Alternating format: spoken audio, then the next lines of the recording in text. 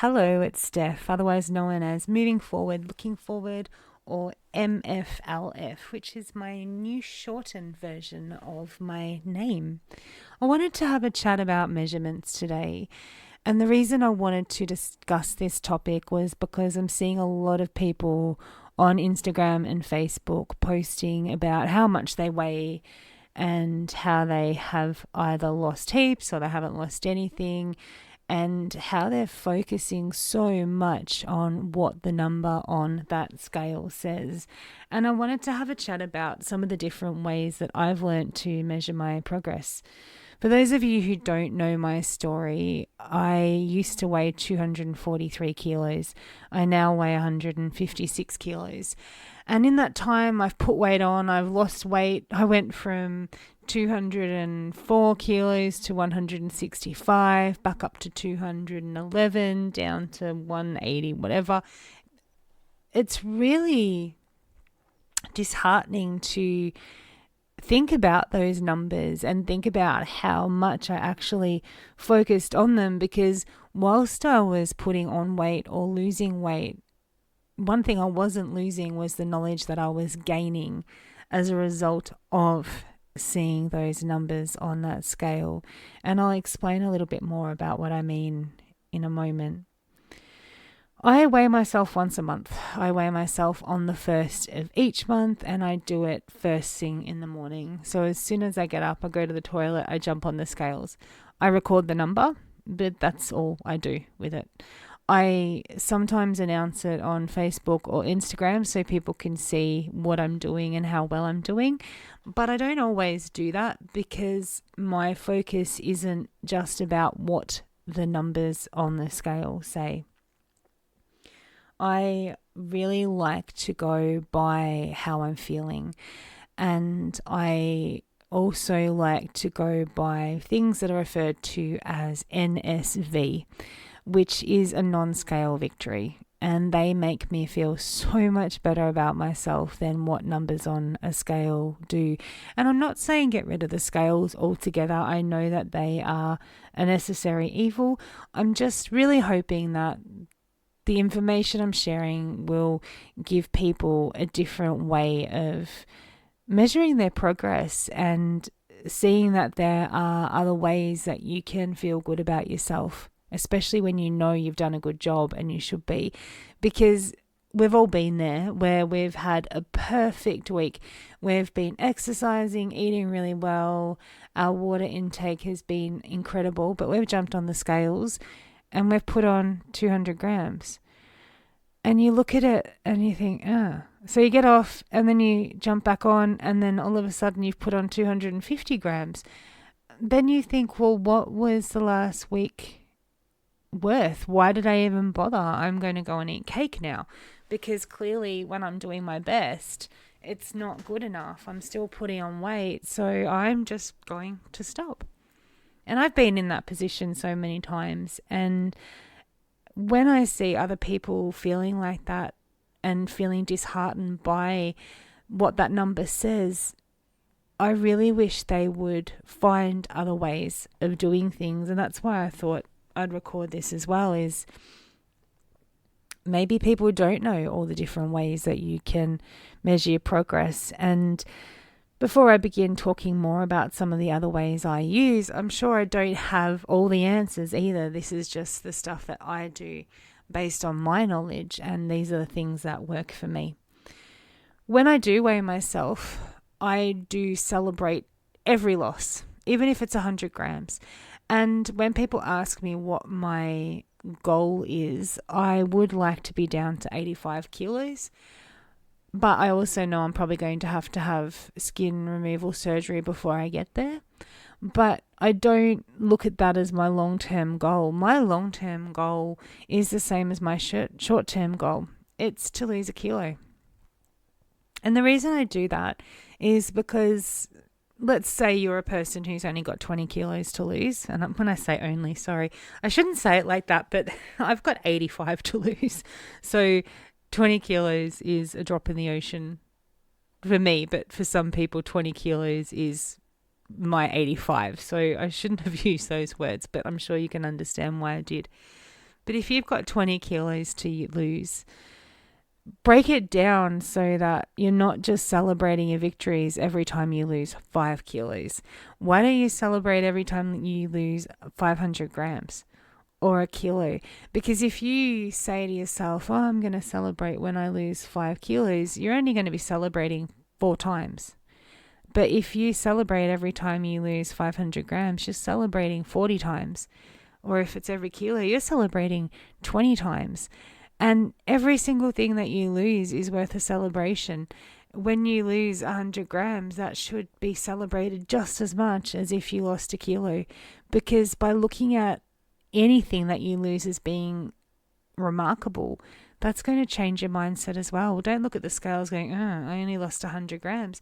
My God, you lost 100 grams. 100 grams is huge. That's heaps. That's more than what you could have lost.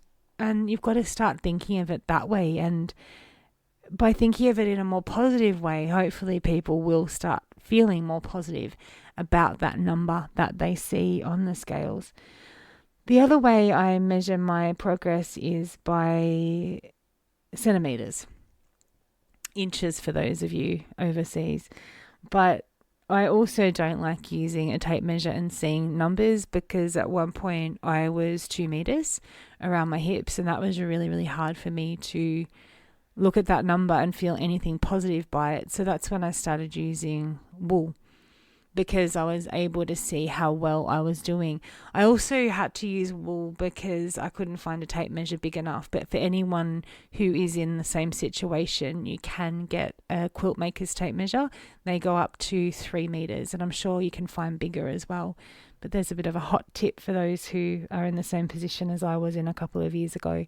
But if you use wool instead of the tape measure, put it around your waist or your hips and just cut it, and then sticky tape it on the wall, and then put the one the next month next to it. You'll notice the changes there, and that will make you feel good about yourself. And once again, it's removing numbers.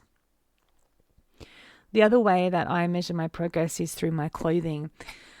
I used to be a size 38, and when I say that, that was the biggest size I could actually purchase at the time. I probably should have been like a size 46, but I couldn't find pants that big.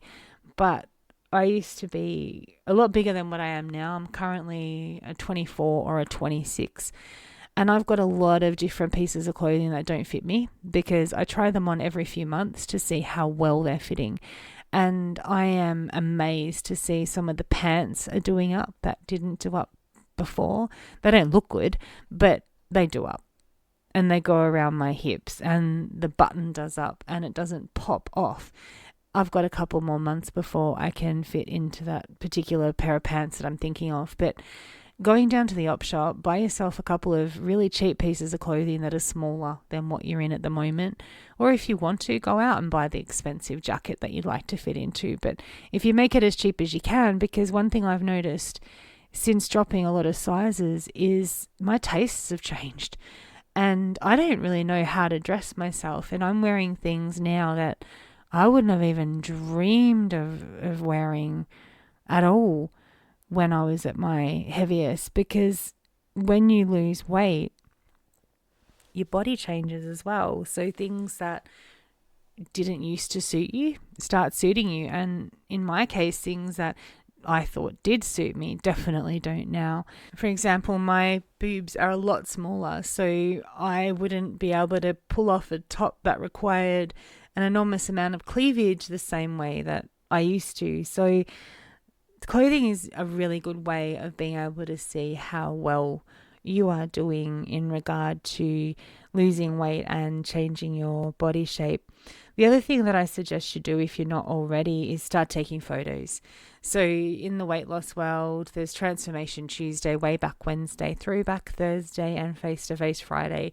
And every single one of those days, you share, if you want to, a picture of yourself at your heaviest weight, or a picture of yourself a few months ago, next to a photo of what you look like today.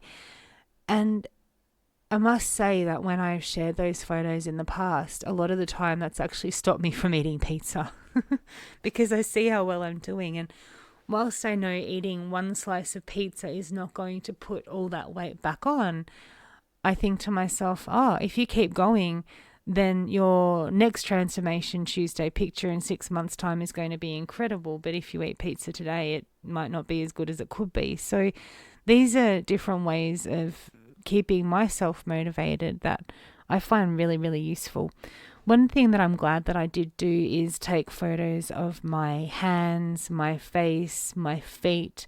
I also took photos of my legs, particularly my calf muscles and my biceps, because as you're losing weight and going to the gym and working out, you'll notice a lot of different changes in your body. And to be able to have a look back now to see how well I'm looking in comparison to what I did back then is really motivating, and it helps keep me going. It makes me feel inspired, and I know that a lot of people look at my progress and they feel motivated and inspired, which I'm really honored to be able to be in that position. But I also have a lot of people that I look at and feel motivated and inspired by too. And being able to see their pictures of different parts of their bodies that you wouldn't normally think to take photos of helps me think, gosh, I can do that too. And one area that I really wish I'd paid a bit more attention to that I haven't is my neck and my collarbone area. That has changed a lot. I can feel my bones now and I can see a lot of definition. So I really wish that I'd taken a few more photos of that area than what I did, because then I'd have a lot of different photos to be able to compare with. Another way of tracking your progress is by taking part in a simple fitness test. You can set it up yourself and record it every month. So what you could do is see how long you could hold a wall sit for, do as many burpees as you can in the space of a minute, do as many push-ups as you can in the space of a minute, do as many squats as you can in the space of a minute, and see how long you can hold a plank for. Also, jumping on the treadmill and seeing how long you can run without dying for is a really good way of seeing how your fitness is increasing. And once again, getting away from the scales, having your fitness increase is a huge thing. And whilst I haven't dropped a lot of weight in the last few months, my fitness is at its peak at the moment. I can run really far before I feel like dying. I can lift a lot of weight at the moment as well. So the reason my scales haven't changed is because I'm putting on a lot of weight, and I'm putting on the weight because my muscles are getting bigger. And whilst my fat's disappearing as well, you're not going to see that on a normal set of bathroom scales. So I'm really proud of myself when I haven't lost a lot of weight, because I know that my muscles are growing and I'm doing an amazing job with that. But definitely having that fitness test will help you see how well you're doing, and that will keep you motivated too. And that's one reason I do my burpees challenge every month, because I want to see how well I'm doing to do as many burpees as I can do. It can take a lot out of me, and I think the most I got to was 14 and that was hard, but knowing that I can do better than that makes me want to push myself further to just keep on going. Some of my other favorite non-scale victories have been ones that I've shared on my social media, but things like being able to fit into the booth at the Pancake Parlour was huge. That was, I don't even have words for that moment. Not being able to fit in the booth at the best of times is just a horrible thing, but when you actually fit into it, just being able to do it is incredible. Things like being able to fit into other people's cars and being able to do up the seat belts is a huge thing for me as well. Fitting into seats that I didn't used to fit into before, not booths, I'm talking things like the chairs at the cinemas I no longer have to squish into, or the chairs at Nando's or McDonald's or places like that. Just different little things where the steering wheel sits on my stomach. It no longer rubs. I can actually move my chair forward now. They're the sorts of things that you should be looking at to find your own motivation and find things to inspire you. And one thing I hate seeing, and I know people will continue doing it, but stop comparing yourself to others, because you are the only person you should compare yourself to. If I've ran 2 minutes without dying, it doesn't necessarily mean you're going to be able to. You might be able to run 10 minutes without dying, but I'm not going to look at you and think, oh my gosh, I'm not good enough because I can't run 10 minutes without dying. No, I look at myself when I couldn't run 10 meters without feeling like I was going to die. And that's why you only ever compare your progress to your progress, because I'm not you and you're not me. So it wouldn't make sense to compare what I'm doing in comparison to what you're doing. And like I said, I know that by me saying that, it's not going to stop people from doing it, but it's not healthy. It's not healthy to do that at all. And it's really frustrating when people message me and they say, oh, I'd love to be able to run, but I can't run as fast as you can. Well, I can't run very fast at all, but don't compare yourself to me, because I've been running a lot longer than what you have. Even though I'm not great at it, I'm better than what I was. One of the other things I forgot to mention, and I should have mentioned it during my little chat about scales, is if you are one of these people who are at the point where you're not able to weigh on a normal set of scales, I want to give you a hot tip. And the way I discovered this wasn't fun, but it does work. If you stand on 2 scales and add the numbers together, then you are going to be able to find out how much you weigh. Give it a go. Even if you're 200 kilos or 80 kilos, whatever it is you are, you get 2 sets of bathroom scales and you put 1 foot on one and 1 foot in the other, and you literally add the numbers up. And it's accurate, give or take a kilo, but when you're over 200 kilos, having exact accuracy isn't really an important issue. It's more so to know whether or not you're able to have that test that you need to have, or lay on that table to have that x-ray, because everything has a weight restriction. And if you're over that weight, then they need to find different ways of catering for you. And it's really hard living in a world where you're a size that doesn't cater for you. And when I was at my heaviest, I bought a set of scales that went up to 250 kilos. I can't even remember how much they were, but they're a couple of $100. But it's really good to see that most normal, and I use that term very, I don't like that word, but standard bathroom scales seem to be going up to 150 kilos now. They only ever really used to go up to 110. And I've seen a lot of different brands going up to 200 kilos. And whilst it's not great that we need to do that, because it is sad knowing that we're living in a world where people are getting bigger, that's what's happening. And we need to make sure we accommodate for that, so that people don't feel humiliated when it comes time to weighing or asking how much you weigh and not being able to find out because no one's accommodating people who are above 100 kilos.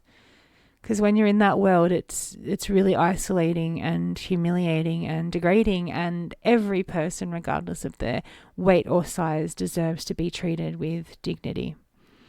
I really hope that you've managed to pick up a couple of hints and tips today, and I hope that you can think of a couple of ways yourself that you're able to track your progress.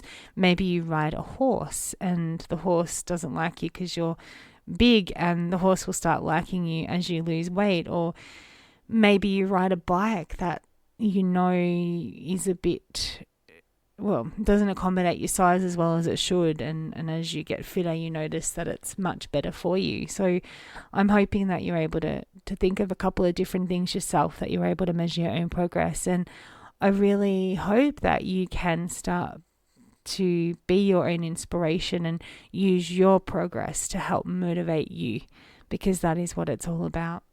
Thank you so much for listening. And if you've got any topics you'd like me to chat about, feel free to email me.